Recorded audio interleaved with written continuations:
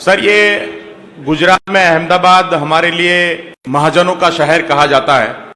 गुजरात का व्यापार का मथक हमेशा से अहमदाबाद रहा है और गुजरात के विकास के अंदर अहमदाबाद का बड़े पैमाने पे योगदान रहा है। और वहीं अहमदाबाद के अंदर छोटे व्यापारी, क्योंकि ये पूरे गुजरात का व्यापार का स्थल है, तो उनका बड़ा योगदान रहा है। मैं आपसे विनती करूंगा कि गुजरात के, अहमदाबाद के व्यापारी के लिए आप जो भी आपके पास जो प्लान है, जो भी आप कह सकते हो और ये गुजरात की जनता को आश्वासन दे सकते हो, उनके लिए मैं आपको इनवाइट करूंगा। माननीय अरविंद केजरीवाल जी, आप सबको संबोधित करेंगे।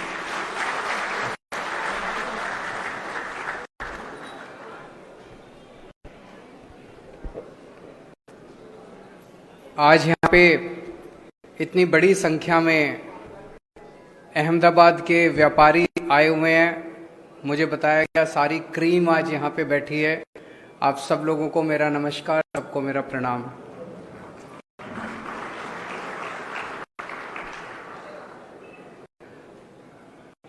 दोस्तों, एक मेरी आपसे शुरू करने के पहले निवेदन है कि इन लोगों ने मीडिया को बहुत डरा के रखा हुआ है। मीडिया को कहा हुआ है कि आम आदमी पार्टी को, केजरीवाल को, इनको बिल्कुल नहीं दिखाना। मीडिया वाले बहुत अच्छे हैं, वो दिखाना चाहते हैं क्योंकि हम अच्छी अच्छी बातें करते हैं। मीडिया वाले दिखाना चाहते हैं, लेकिन वो बेचारे डरे हुए हैं। तो ये चुनाव हम सोशल मीडिया से जीतेंगे। मेरी आप सबसे विनती है कि जितने ज़्यादा से ज़्यादा लोग फ़ोन निकाल के इसकी रिकॉर्डिंग कर सकें और अपने अपने व्हाट्सएप ग्रुप में इसको शेयर कर लीजिए। ज़्यादा से ज़्यादा लोगों को इसको फैला दीजिए। मैं समझता हूं कि जब जनता खड़ी हो जाएगी तो अपने आप बात फैलेगी। अभी जब मैं कल फ्लाइट में आ रहा था, मेरे बगल में अहमदाबाद के एक व्यापारी बैठे हुए थे, स्टॉक ब्रोकर हैं। मुझे देख के आश्चर्यचकित हो गए। बोले, सर सीएम के बगल में बैठा हूं मैं, मेरे भाग्य खुल गए। फिर बोले कि सर मुझे आपके साथ फोटो लेनी है। मैंने कहा ले लीजिए। फिर अचानक बोले कि नहीं, गड़बड़ हो जाएगी।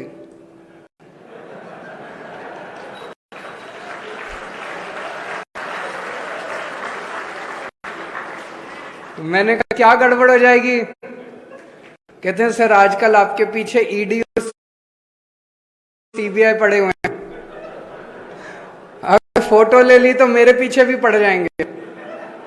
मैंने कहा फोटो शेयर मत करना, अपने मोबाइल में रख लेना।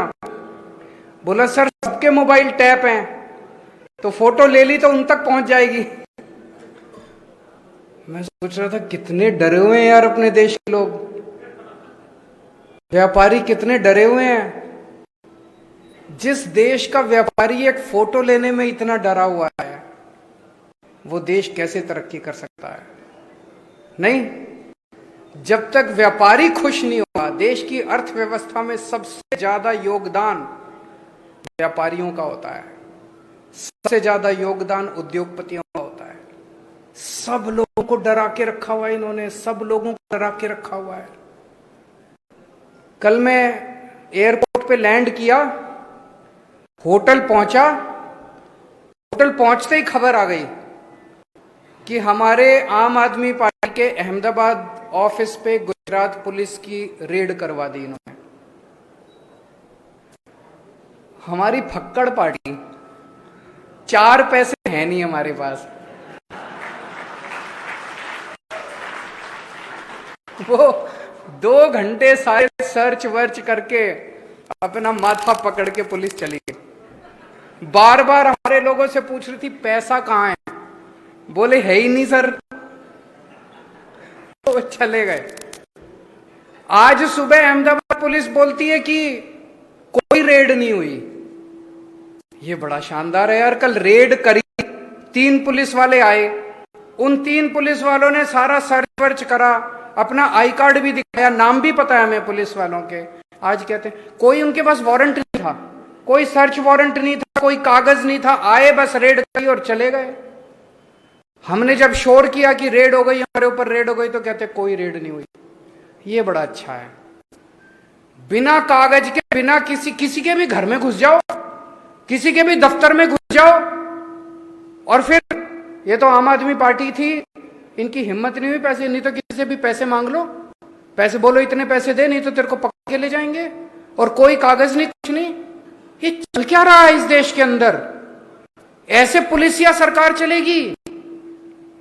आप लोगों से मैं पूछना चाहता हूं, यहां कितने ऐसे लोग हैं जिनके या तो खुद के ऊपर या रिश्तेदार के ऊपर या दोस्तों के ऊपर या जान पहचान वालों के ऊपर या तो इनकम टैक्स की रेड हुई हो, ईडी की रेड हुई हो, सीबीआई की रेड हुई हो? जरा हाथ खड़ा करके, डरने की जरूरत नहीं है, यहां पे हाथ खड़ा करके बताएं।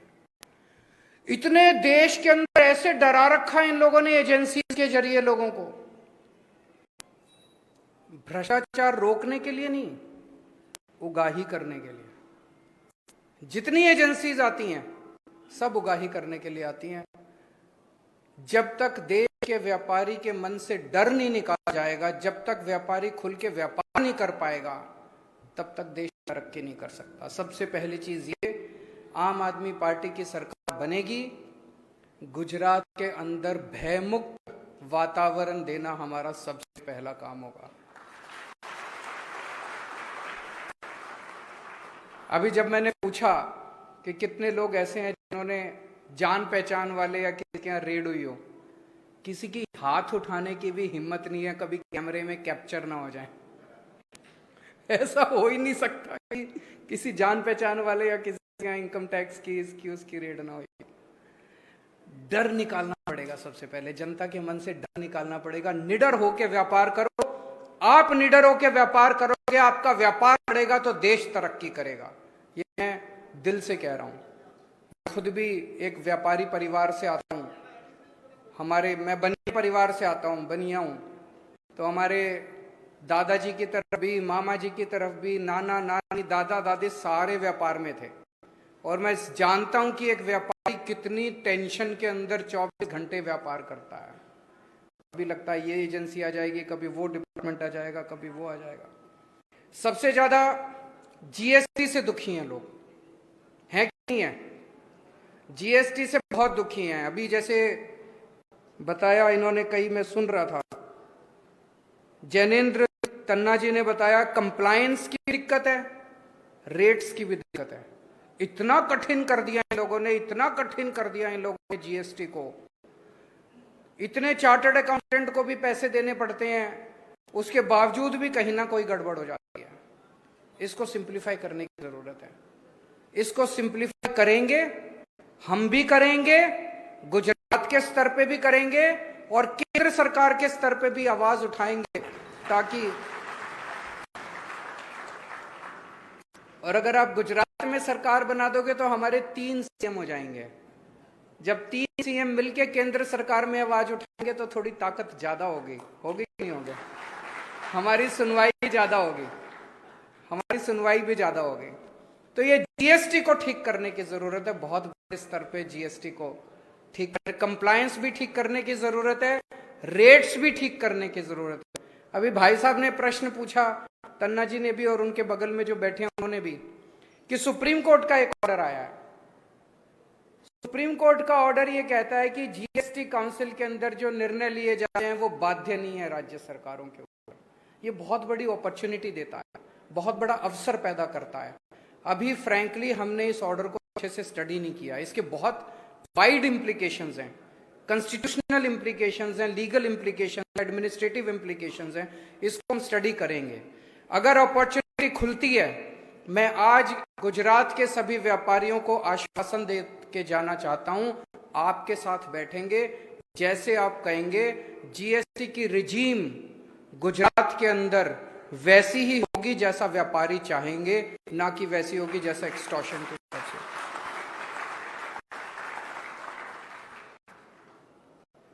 व्यापारियों की एक बहुत बड़ी समस्या होती है, नॉर्मली हर व्यापारियों का जो डायलॉग मैं करता हूं उसमें निकल के आती है, आज नहीं निकल के आई, होती है पेमेंट की। एक मिनट में पूरा कर लूं अभी। पेमेंट नहीं आती, माल बेचते हैं, पेमेंट नहीं आती, है कि नहीं है? किसी ने पैसा लिया वापस नहीं करता, बहुत बड़ी समस्या है।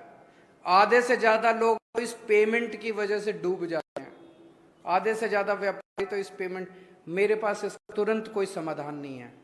मैं भी व्यापारी परिवार से आता हूं, इसलिए मैं समझ सकता हूं कि पेमेंट की कितनी बड़ी समस्या है। आपके साथ बैठेंगे, इसमें मैं बहुत लोगों से चर्चा कर रहा हूं कि क्या किया जा सकता है। इस पे कोई कानून ऐसा बनना चाहिए ताकि लोगों की पेमेंट वापस आ सके। अगर एक आदमी को माल बेचने के बाद अपनी पेमेंट की पक्का हो जाए कि मेरी पेमेंट आ जाएगी, तो मैं बताता हूं आपको 50 से 60% व्यापार वैसे ही बढ़ जाएगा। लोगों का कॉन्फिडेंस बढ़ेगा सिस्टम के अंदर और व्यापार बढ़ जाएगा। इसके लिए हम मिल बैठ के कुछ समाधान निकाल के कोई कानून लेके आएंगे, और जो कानून यहां बनेगा उसको फिर दिल्ली में भी लागू करेंगे, उसको फिर पंजाब में भी लागू करेंगे, और एक दिन पूरे देश में भी लागू करेंगे।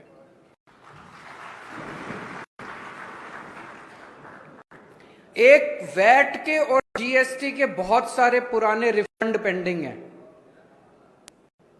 ये सरकारें जानबूझ के रखती हैं, जब सरकार का खर्चा नहीं चल रहा होता तो रिफंड रोक लेती हैं, और व्यापारी के पास बेचारे का कैश फ्लो रुक जाता है, और कैश फ्लो एक व्यापारी की जान होता है। तो हमारी सरकार बनेगी 6 महीने के अंदर जितने आपके पुराने रिफंड है, सारे रिफंड आपको 6 महीने के अंदर, वैट के भी और जीएसटी के भी। वैट के पुराने बहुत सारे मामले चल रहे हैं। वैट तो खत्म हुए कितने साल हो गए, लेकिन पुराने केस पे केस चल। तो एक आपके साथ बैठ के एक वैट एमनेस्टी स्कीम लेके आएंगे ताकि सारे पुराने केसेस को खत्म किया जा सके। जो लेना देना है सरकार का बनता है वो सारा आप दें, और ताकि आप लोगों को केसेस से, झंझट से मुक्ति मिले। एक चीज जो केवल आम आदमी पार्टी कर सकती है वो है भ्रष्टाचार मुक्त प्रशासन। अभी सबकी आपकी बातों से निकल के आ रहा था, ममता जी ने भी बोला कि जी वो पैसे मांगते हैं, पुलिस वाले पैसे मांगते हैं, ये पैसे मांगते हैं, वो पैसे। ये मैं आपको गारंटी दे रहा हूं, एक भी पुलिस वाला और एक भी सरकारी कर्मचारी की हिम्मत नहीं होगी कि आपसे एक भी पैसा मांग सके। दिल्ली में हमने भ्रष्टाचार मुक्त शासन दिया है। मैं आपके साथ शेयर, पहली जब सरकार बनी हमारी 28 सीट आई थी दिल्ली में। 28 सीट में 49 दिन की सरकार थी।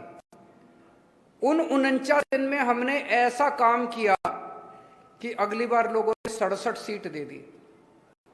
कई काम किए, लेकिन एक काम जो किया, मैंने ऐलान कर दिया दिल्ली में कि अब अगर आपसे कोई पैसे मांगे आप मना मत करना, अपनी जेब में हाथ डालना और अपना फोन रिकॉर्डिंग पे लगा देना, ऑडियो रिकॉर्डिंग, और उस रिकॉर्डिंग की क्लिप मेरे को इस नंबर पे व्हाट्सएप कर देना। उस अफसर को मैं जेल में डाल दूंगा। 49 दिन में 32 लोगों को मैंने जेल डाली। आपको यकीन बता रहा हूं, किसी की रिश्वत कम नहीं हुई, 0 हो गई 49 दिन के अंदर रिश्वत। और 49 दिन के बाद जैसे ही हमारी सरकार गिरी, ये लोग सारे पैसे लेने पहुंच गए। बोले वो जो 49 दिन वाले हैं वो भी दो, और अब नए पैसे भी दो। बोलो बुला अब अपने केजरीवाल को, हम देखते हैं तेरा केजरीवाल क्या करता है।